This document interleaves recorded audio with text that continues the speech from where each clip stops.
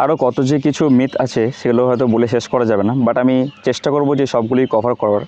আজকের যে মিথটাকে নিয়ে আলোচনা করব সেটা হচ্ছে you need to be a math genius to be successful in trading.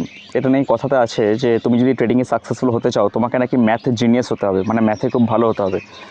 এমন কিছুই না, আসলে আমাদেরকে ক্যালকুলেটিভ হতে হবে, আসলে আমাদেরকে ভালো রিস্ক ম্যানেজমেন্টে ভালো হতে হবে, মানে খুব কম জিনিসে ভালো হতে হবে। আর আমাদেরকে জানতে হবে কোন কোন জিনিসগুলো করার না।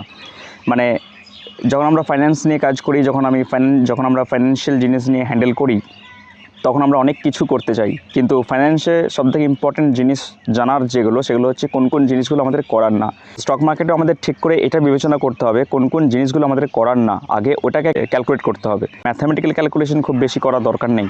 হ্যাঁ, ম্যাথামেটিক্যালের কিছু কিছু টার্মস যেমন ইউজ হয়, যেমন alpha, beta, theta, gamma, delta, এই সমস্ত কিছু কিছু ইউজ হয়। তো এগুলো কোনো দিন হয়তো কখনো পরে এক্সপ্লেন করব, বাট এগুলোর সাথে ম্যাথ জিনিয়াস হওয়ার কিন্তু কোনো রিলেশন কিছু নেই।